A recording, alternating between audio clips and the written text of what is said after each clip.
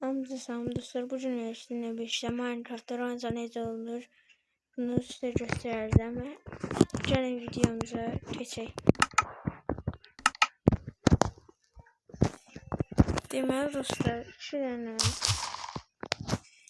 taxta bloku belə qoyuruq və taxta blokun altına 2 dənə taxta blok qoyup üstünə bir yatak koyuruq və altdakı taxtaları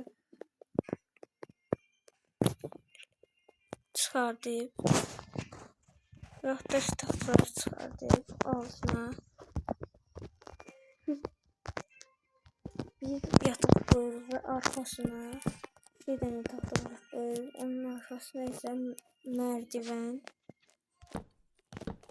koyuruq və yatağın o bir tərəfinə isə burada göstərdiyim şəkildə belə dəmir çubuqlar koyuruq.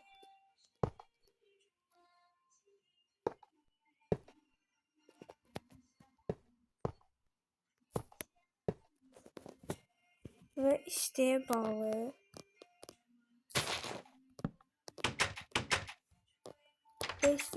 belə şeyler koyabilirsiniz.